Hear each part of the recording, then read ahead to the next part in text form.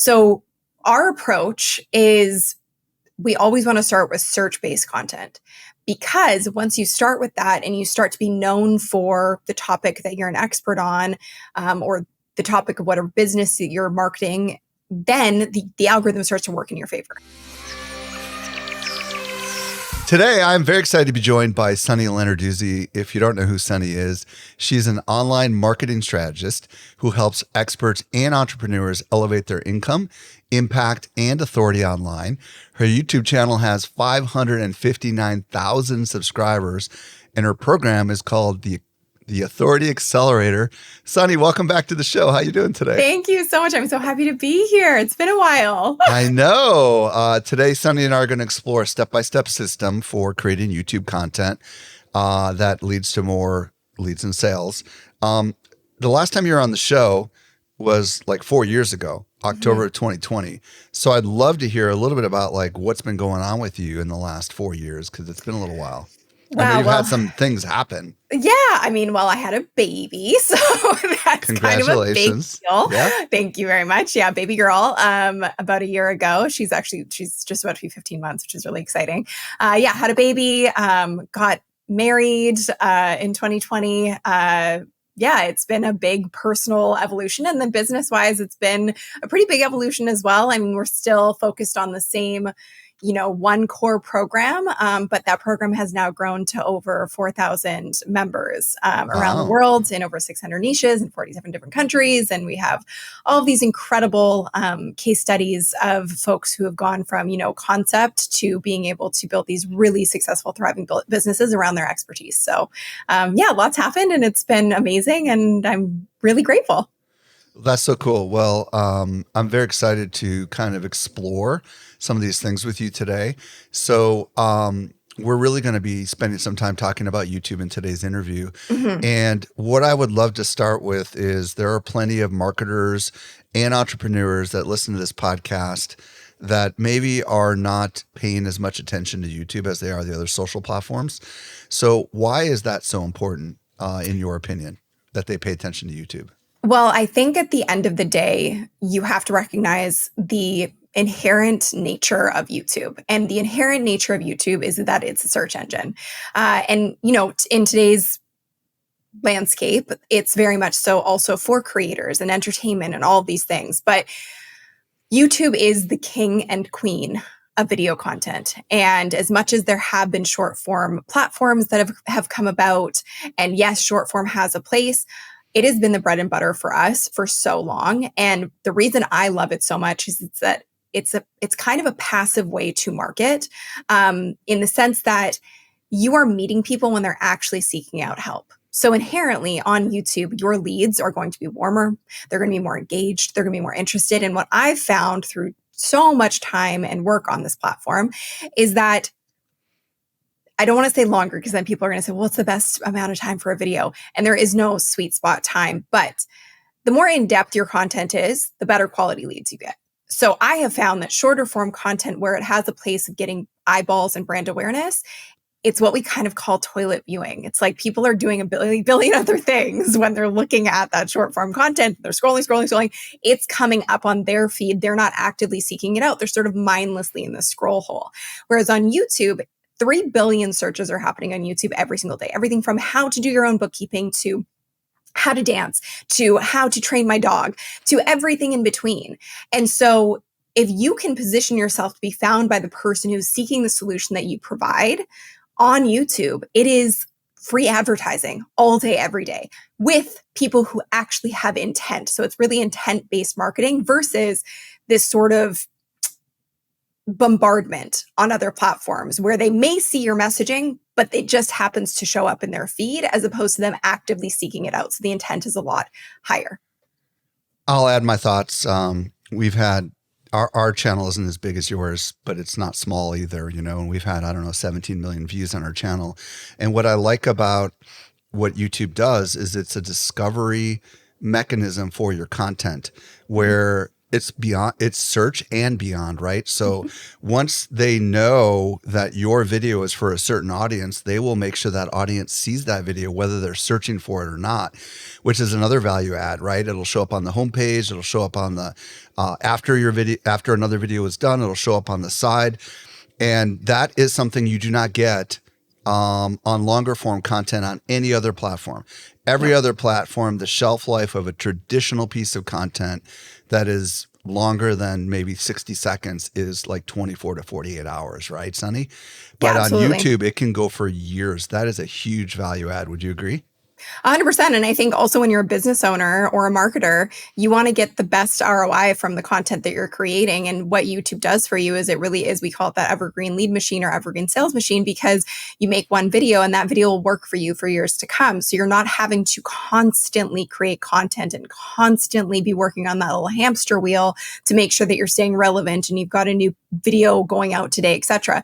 We make 3 videos a month, and that's really all we ever need. I've played with making more and less, and that's really the sweet spot. So it's 36 videos a year generally. That's not a lot of content to be generating a big, massive return. Sweet. All right. Now what I want to do is talk strategy, because whether you are an entrepreneur or a marketer, we're all looking for the same thing here, which is try to grow a business, right, in some sort of capacity, whether we work for it or whether we own it. And what is your strategy for? Let's start exploring this, because there's a lot we're gonna unpack here. But what's the beginning part of your strategy? Where do we start when we're wanting to make videos that ultimately are going to lead to revenue for the business? Well, I think it's the difference between how most people approach YouTube is, okay, I'm going to make a video, put it up there, and hope that it gets seen. There is so much work to be done before you even film the video. And it's the difference between random content and relevant content. That is the key differentiating factor when you're creating content on YouTube. You need to create it with a high intent of who you want to see that video for the reason that you actually just mentioned. So our approach is we always want to start with search-based content. Because once you start with that and you start to be known for the topic that you're an expert on, or the topic of whatever business that you're marketing, then the algorithm starts to work in your favor. Because any social media platform, doesn't matter what platform you're on, they need 2 pieces of information. Who are you trying to reach? What do you want to be known for? When you can answer those 2 pieces of information in every piece of content you create, you are doing yourself a massive favor for years to come, because you're actually feeding the algorithm with the right information for it to work for you as opposed to you working for it. And that's often what I'll see is people go on YouTube and they're like, I've posted 30 videos and I've gotten no sales and no leads.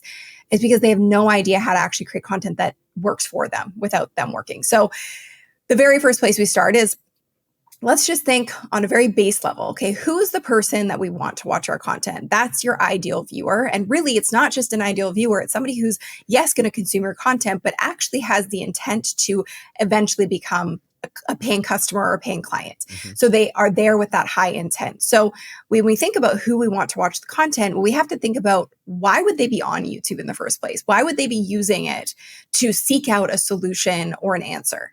And what would the questions be that they'd be asking? So a very easy strategy in the very beginning is just to simply go onto YouTube and type in a question. It can be a very simple question that your ideal client would be looking up. And from there, it's going to open up a rabbit hole of potential content topics that are highly relevant. And if you take one thing from what I'm saying today, relevant content wins on YouTube and on every other platform. So it's going to open up suggested search terms. As soon as you type that into the search bar, it's going to drop down a bunch of other terms that are related to it that are the most searched terms in relation to that topic. So that's hand delivering you incredible topics. In addition to that, as soon as you type it in and press enter, you're also going to get a flood of video results. What's showing up in those results? What's showing up in the search results, and what's showing up on the suggested results when you click on one of those videos that would be relevant to your ideal viewer? Again, this allows you to collect data and information on what would be highly relevant for your ideal viewer, so that you start creating content that is actually going to categorize you in the algorithm from day one, so that it can start working for you. When we were prepping for this, you talked about that the person was part of it, and then there was this thing called the tipping point and ideal outcome. Do you want to talk about that a little bit? Yeah. So we call it like the sales cycle. So you have to think about the sales cycle of your ideal viewer and client. And The broader the topic is, the more beginner based the topic is, the longer the sales cycle, right? So if we know who the ideal viewer is, then we actually get even more granular. And once we have that preliminary list of topics that we've decided on, and we can, vet it and shift it and adjust it however we need to, we then also want to think through, okay, well, where would the person be on their journey of actually investing into our program, product, service, etc., if they're looking at this topic. So I'm going to use a relationship example because it's an easy sort of metaphor for all of this. So let's say that you help men who are on the brink of divorce. A top of the funnel piece of content would be healthy relationship habits in your marriage. Why would that be top of the funnel? Well, because there's no pain, there's no urgency. This would be for the person who's maybe newly married and they just want to make sure that they have a healthy marriage. The middle of the funnel content would be something like how to argue in a healthy way in your marriage. Well, one thing we know about this person is they're already having arguments in their marriage. So they're in that sort of middle of the funnel spot where they're a little closer to being in a place where they know that maybe there's a problem and they need some help and you're the person to help. The bottom of the funnel content would be how to save your marriage when your wife stops speaking to you or when your wife moves out. There is pain, there is urgency. So how you want to think about it is it really is a sales cycle. How long is the sales cycle going to be from that piece of content you're creating? And they all have a place. That top of the funnel content is going to bring in eyeballs and it's going to bring in awareness, but it's not necessarily going to bring in leads and sales. That middle of the funnel content is going to get somebody who's maybe a little bit closer, but they're not ready to make that decision. Your bottom of the funnel content is going to bring in your hottest leads. But the irony of it is, and the reason that people don't do this is because it doesn't bring in a ton of views. It's a very small niche audience. But this is how, in this example, actually, we have a client who helps men save their marriages. And he took old videos he created. He was actually somebody who had created a ton of videos on YouTube, never got a lead or a sale from them. He edited them using our system, which we'll talk about a little bit later. And he ended up generating over $100,000 from 96 subscribers on his YouTube channel, which sounds fake, but but it's the truth. So, and why did that happen? Because his content was so hyper targeted to the right people. It wasn't trying to reach this mass broad audience. He wasn't trying to be the next guru on relationships. He was trying to reach that person who was in that pain, who knew that he was in a serious position and his marriage might be on the brink. So if you can take that sort of theory and apply it to your own situation in your own business, it allows you to see, well, okay, maybe I've been making too much content up here, which means that journey from that for that client to go from here to actually wanting to work with me or invest into what I'm selling, it's really long, which is why I'm not really getting leads or sales from these videos. So what I'm really hearing you say is you might want to make some of this bottom of the funnel content and actually, even though it might not get as many views, it might get exactly what you're looking for, which is clients. Is that what I'm hearing you say? That's exactly correct. And also the long-term benefit of doing this is we kind of recommend those first 8 videos that you create, even if you have an existing channel, but it's not really working for you, or you're starting brand new, the process is the same. Use 8 test videos, we call them, as your bottom of the funnel content, because the long-term benefit of that also is that you are telling the algorithm with extreme detail exactly who you're trying to reach. You're not trying to reach everybody. You want this person who is in this situation. So what then the algorithm is taking that information, taking that relevant content that you're creating, categorizing your channel in the algorithm, and then using its internal traffic sources, browse, suggested search, to push you to more of those people. And that's when the algorithm and YouTube start really working in your favor. This is awesome. Okay. So I want to make sure that we're on the right track here. So far what I'm hearing you say is it's really important for you to know who it is that you want to make content for. And perhaps it's also important for you to understand what it is you hope to achieve from these videos, right? Exactly. And then you started hinting at relevant content, and maybe we're already on that right now with this sales cycle kind of stuff. But, let's say we've come up with a bunch of ideas. Maybe we don't have old videos to edit like your client did. Mm-hmm. You know what I mean? But let's say we've come up with some ideas. What do we do? What do we do next? Do we just create the bottom of the funnel content, or do we figure out a way to make it all work together? You want to focus more so I would say it's like an 80-20 rule. Let's do 80% bottom of the funnel to be hyper targeted, to start bringing in really relevant leads. And then 20% can be more so, let's get eyeballs in the door and get those people that are maybe more top of the funnel, but we're going to nurture them into a place where they might be more bottom of the funnel. But outside of that, obviously, as I mentioned, there's a lot to do before you actually even hit record to record a video. And these are the things that most people miss. So from there, once you have that list of ideas and topics, you're then going to narrow it down to that 80-20 rule. So you're going to have a select group of topics that are your bottom of the funnel, and then a smaller group that's going to be your top of the funnel. And we recommend starting with about 8 videos as that baseline. Okay. So from there, your next step is not to record, but it's actually packaging. And what I mean by packaging is your title and your thumbnail, because at the end of the day, CTR is the most important metric on YouTube. And I'm not saying that to say you have to have a high CTR in everything you do, because that's it's a bit of false advertising, because a high CTR tends to be for a piece of content that has a broader reach. What you're looking for is CTR that is reflective of the type of content that you have. Click-through rate, for those that don't understand what CTR is. Click-through rate, yes. Okay. So it means when somebody sees your video, are they going to click on it? When they see in the search results, suggested results, the browse results, are they going to click on your video? So you actually want to get that granular to see, based on those traffic sources, what is the click-through rate for each one of them? And if it's a niche topic, it may not be super high, but that's where retention tells you a lot in terms of if those people clicking are actually watching, which is really, really important. So CTR and retention are best friends, and they're my main metrics that I focus on YouTube. But why title and thumbnail are so important is because that is the packaging. That is what makes somebody click. That is what makes your ideal viewer go, oh my goodness, this video is for me. I need to click on this video. I need to watch this video. So formulating your title and your thumbnail, you might be thinking, but we've already picked the topics. Topic and title are different. They're very different. So topic is this relevant to the viewer? Will they care about what I'm talking about here? Title is formulating your title in a way that actually makes them want to click. So formulating your title in a way that makes them want to click is, first and foremost, we want to try and stay somewhat under that 60 character range with your title, just so that when it comes up in the results, they can kind of see the majority of it. In addition to that, we want to think about, is my title addressing who we're trying to reach? So will they see this and go, that's for me? And then is it also addressing the situation that I'm in? So the example that I gave earlier is men on the brink of divorce. Okay, so the video title needs to not say how to save your relationship in general. It needs to say how men can save their relationship when their wife has stopped speaking to them, or when their wife has left. That is specific person, specific situation.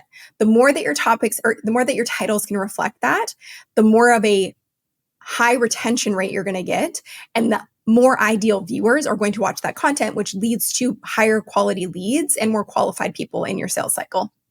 Okay, I want to ask a couple questions I want to back it up just a little bit, and I want to come back to titles, but I want to go back to topics. Because we just kind of skimmed past that a little bit. And I feel like there's some people that maybe need a little more guidance on that. So you suggested that you go into YouTube. Yep. And I've heard people say even create a brand new, fresh YouTube account, so it's not like like influenced by your prior search behaviors. I don't know if you need to do that or not, but you suggested to go into YouTube, search for the kinds of things that your prospects or customers would search for to get inspiration. When they're getting that inspiration, what exactly should they be looking at? Because people could very quickly be overwhelmed by super high production videos and think, I can't do that, and exit stage left. Do you understand? Completely understand. Yeah. So this is the cold hard truth. The value of your production value matters so much less than the value of what you're saying on YouTube. When I was filming with a window and a webcam, that's when things really started to escalate for me in my business. So it's important to understand that you're not looking for a highly produced video. Really, what you're looking for when you're looking for these topics is, are these topics answering a question that would be pertinent to my relevant ideal viewer? And are they solving a problem that my ideal viewer would also be facing?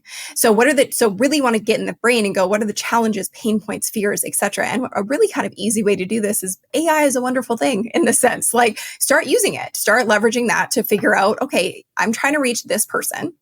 What would be the top 5 fears, top 5 pain points, top 5 challenges this person would be facing? So then you can kind of like cross-reference between the research you're doing on YouTube and then also the research that you're doing on your own with using AI. And also what you're not looking for is, you're not looking for videos that have a ton of views. Yes, that comes into play, but what you're more so looking for is, you're looking for videos that have on channels that have maybe a smaller subscriber base than they have views. So let's say they have 100 subscribers, but they've got 3,000 views on a video. That's telling that there's demand and it's being picked up through those traffic sources. So that's a good indicator that there are people seeking out this solution, this answer, etc. When we're looking at these videos, are we simply looking at the titles and the thumbnails and the view count, or are we watching the videos? I mean, just you're watching the video, so that's a big thing. This sounds really simple, but it is such a key to success. Watch the top 2 videos that show up for each search result or search topic that you're typing in, and see what they're missing.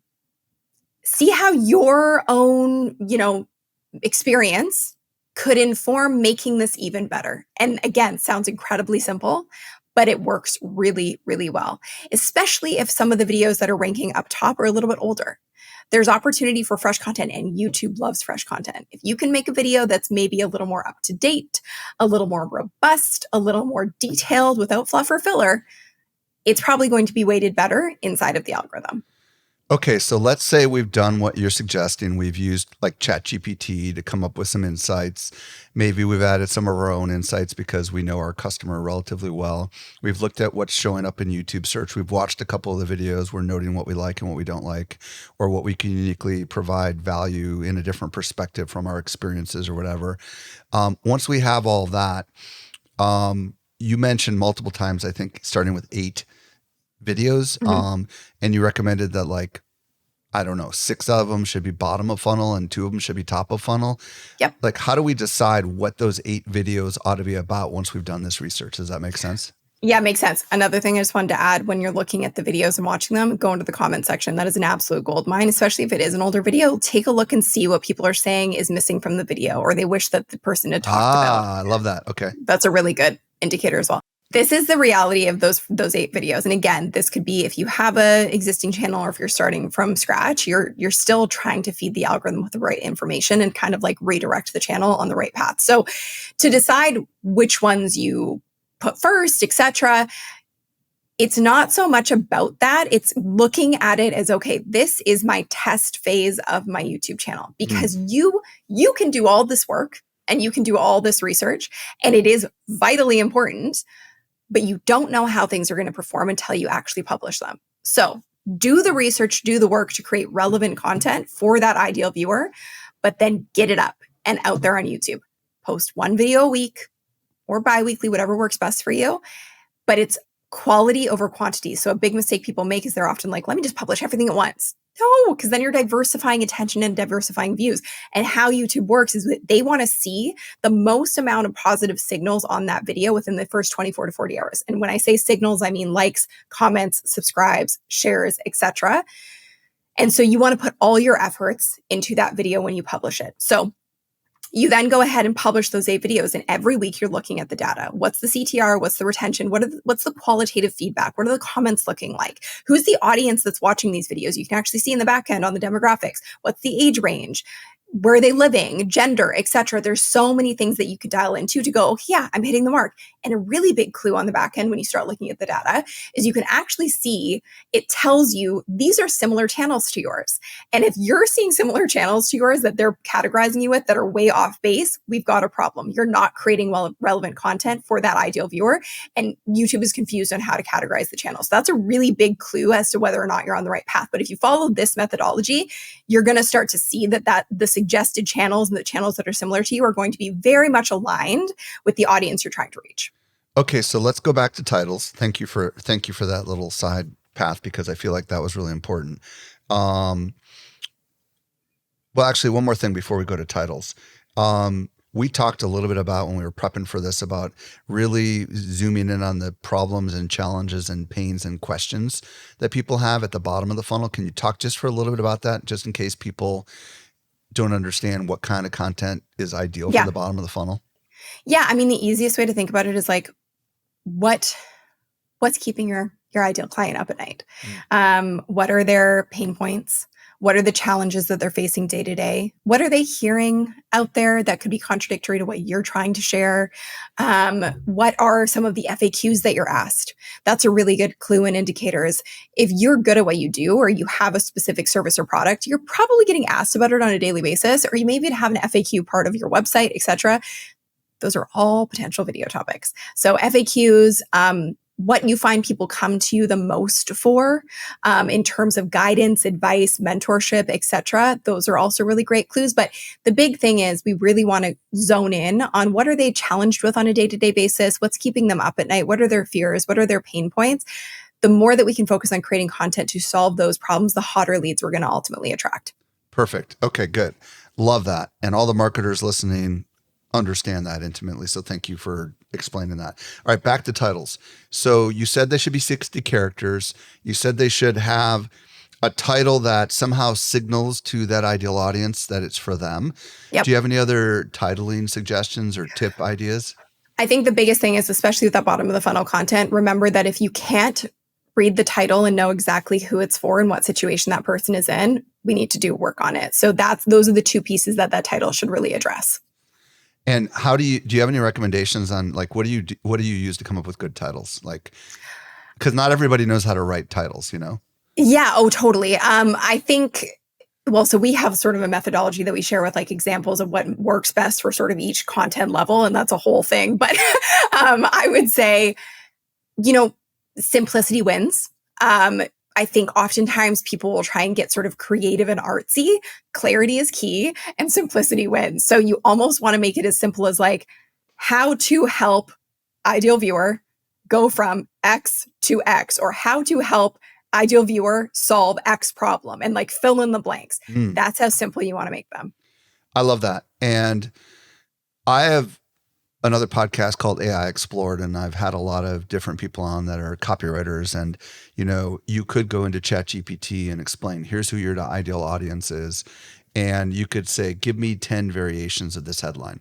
Let's say you write one and you can tell it's just not quite where you want it. You can ask ChatGPT to give you 10 variations, and then you can maybe pick a little bit from variation 2 and a little bit from variation 4 and combine it together. And all of a sudden you've got a slightly better title. What's your view about changing titles once you publish the video? Not a huge fan of it. Thumbnails on YouTube, it's incredible. They have a feature where you can test 3 thumbnails at a time. So like do that all day long, because that is so helpful, and make the thumbnail options as different as you can. So I was going to just talk about thumbnails quickly. I'll just reference that. That's the most important feature I would say on YouTube, is like make variations, the 3 different variations of your thumbnails, make them pretty different so that it's very easy to see which one is standing out. And then you want to run a thumbnail test. So you can upload 3 thumbnails when you upload the video, and it'll run all 3 at once. And you'll be able to see this one has a 40% click-through rate. This one has 20%. And it'll be very clear to you which ones you want to kind of remove and which one you want to go with. So that's great. And I assume at some point, I don't want to make assumptions, but I assume at some point they'll do the same thing with titles. But once real quick, just to add clarification, the YouTube split test tool doesn't tell you click-through rate, it tells you retention rate. Yes. Sorry. Yes. That's important, sorry. because YouTube only tracks that with their split test tool, because it's the metric that they're telling us matters the most. Yeah. And frankly, it's probably the metric we as marketers should care about the most, because if people are retaining 60% through on one video and 40% on another just from the thumbnail, well, you want the 60%. That means they're listening to more of your video, right? 100%. Yeah. Retention for me is the ultimate KPI, because ultimately, even if somebody's clicking on the video, but they're not watching it, well, what's the point? So yeah, it's very, very important. Any tips on creating thumbnails? Because that's a big challenge for a lot of people. Yes. So my biggest tip on creating thumbnails is you want to think about it from the perspective of, if somebody doesn't know the title of the video and they don't know you or your channel, if they just saw that thumbnail, would they know the benefit of watching your video? So it should be visually representative of what they're going to get from watching the video. What's the outcome that you're going to provide to them? I also like to say, like, text is really a crucial aspect of thumbnails, and sometimes you don't even need it. But if you're going to use it, it cannot be small. And you maybe want to max out at 4 words on your thumbnails, because if you think about mobile viewing and the amount of people that are watching. Yeah, they're going to see the thumbnail before they see the title, right? Exactly. And they're not going to be able to make it out if your text is super, super small. You don't want a bunch of different images. Clean and simple. It's very similar to the titles. Clean and simple is really important. Okay. So we've talked a lot about thumbnails and titles. We've talked about how to come up with ideas and topics. Let's talk about scripting the actual video itself, because I know there's a lot to that, right? Yeah, absolutely. So we created something called the Hot Script Formula years and years and years ago, and it's really stood the test of time. And I think a big opportunity with the way that we formulate scripts is that it's built for conversion. So yes, it's built for retention, but it's also built for conversion. And like I said, a lot of times people just create their YouTube content and they're like, well, nothing's happening from it. And oftentimes I'll watch their video and they have no call to action. So this is really simple, but it really depends on that first minute being dialed for you to get high retention on the video. So oftentimes people will use that first minute to kind of just talk and talk and talk before they get into the meat of what's actually going to help that viewer. And they treat YouTube as if their friends are watching. The goal of YouTube is that people who don't know you are watching your videos. They are discovering you and they're consuming your content. But imagine if somebody doesn't know you, they're in desperate need of help. They click on your video because they think they're going to get help. And then they watch you ramble on for 4 minutes before you get to anything good. They're clicking off, they're finding somebody else. So make the video for somebody who doesn't know you and actually needs your help. So that first minute, you want to make sure that you do hook outcome testimonial. That's what HOT stands for. So hook them by giving them a benefit of the video and kind of teasing what they're going to get out of it. The outcome is assuring them, because people have trust issues with content creators, assuring them that they're going to get what they need out of your video, that they're in the right place. If they're there to learn about how to train their aggressive dog, you need to say in the first minute, I'm going to show you exactly how to train your aggressive dog. And then testimonial is, why should they listen to you? So if you have a physical product or a service or whatever, you can say, I'm the founder of X company, or I've helped X amount of people do this, whatever it may be. And then from there, your first call to action. So before you even get into the meat of the video, you want to say, by the way, this is what I do, and I'd love to help you, or I have a product or a service or whatever that can help you. Click the link below to book a discovery call, buy the product, sign up for the email list, whatever it may be. But that call to action needs to be front and center up top. Okay. Yes. Okay. So let's talk about this a little bit. We want to dive in on this a lot, actually. So a lot of people understand the hook and the outcome, right? A lot of people understand that you've got to say right out of the gate, this is what this video is all about, and maybe even who it's for, right? Mm-hmm. And after you're done watching this, you will learn, for example, a strategy to generate more leads with YouTube. I tried to do that at the beginning, but the testimonial is kind of an interesting thing that I don't think a lot of people do right in the first minute. And I want to like just dial that in a little bit, right? Like, are you quite literally going to talk, because that's so counterintuitive. Are you quite literally going to say, I help people do this, or are you going to let some text on the screen do that? How in the world did they get that into the first minute without sounding like totally selfish, you know? Yeah. So I think the biggest thing is that it needs to come from a place of service and value, as opposed to a place of like, look at how great I am at what I do. Right. So oftentimes using an actual testimonial of somebody you've worked with is a great way to do it. So you can say, if it's, for example, helping somebody train their aggressive dog, you could pull that person up on screen, show the picture of them and their dog. This is Josie and Macy used to attack their kids, and now Macy is a great dog. Oh, I love it. It's a story now. It's a story. Okay. Yeah. So ideally it's a story, and it could be your story if you're the person that's like the test guinea pig, or it could be a client that you've actually worked with. I love that, because you could say, hey, I know what it's like because I used to have an aggressive dog, and her name was whatever, you know, yep. and I've been able to turn it around. You know what I mean? And that's like just establishing some reputation. But the other part that you mentioned that totally made me like stop is like the call to action is in the beginning. Like, yes, it is. What? Talk to me about that, because that is so counterintuitive for so many of us, right? It's so counterintuitive, but you have to think about retention. So we've actually done a lot of tests on this. And with my content, we've tested doing just a call to action in the end, just a call to action in the middle, just a call to action at the beginning. And it makes absolutely no difference. And we found that actually doing 3 calls to action in a video makes no difference to retention, but it makes all the difference in terms of lead generation. So that sounds like a lot, but it makes sense when you understand how you're incorporating them. So in the beginning, you kind of, let's, for example, say that you gave a testimonial. So you said, hey, Macy helped, like, you know, assure her dog wasn't attacking her kids anymore. If you have an aggressive dog at home, I'd love to be able to help you. And actually, you can speak to me directly. There's a link below to book a call. Or I have this amazing dog leash that solves this in a minute. So make sure you go check it out at the link below. Okay, let's get into the video. Wait. Let's talk about what you're doing psychologically there. Like, what's the reason why we're doing that so early? I mean, I think I have Well, actually, let me just share with you what I think is going on, and you tell me if I'm right or wrong. Okay. What I think is going on here is you are establishing some reputation actually by sharing your call to action. The fact that you have a book or a course or you offer a service actually establishes a little bit that you're just not some random person who's made a video, right? And the second thing is you're planting a little seed that might grow Mhm. throughout their watching the video. That's my take. Is that, Yes. tell me more. I mean, am I So close? you're very close.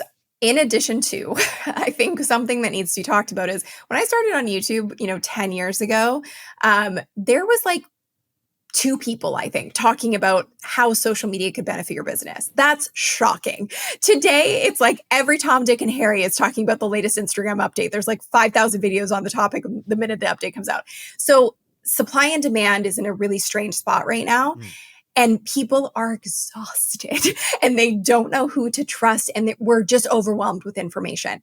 So your job is to position yourself as an authority and somebody people can actually trust right off the bat, because people don't want to have to click around to a bajillion different videos. And here's the reality too. I've been doing this a long time. You can provide incredible information and help and guidance on YouTube in your YouTube videos. Real transformation and results comes through an actual blueprint, a program, your services, your product, etc. And if people are on YouTube, as I mentioned, with the intent to solve that problem, to answer that question, they just want to cut to the chase. So if you actually have something that's going to help them, why wouldn't you mention it right off the bat?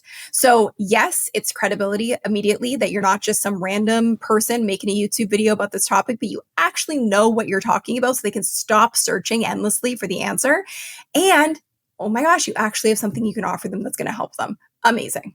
Okay, I want to talk about how we evolved the call to action in the three different locations. Yes. In the first location, it's a very simple story. It sounds like we're telling either about ourselves or a client or something, Yep.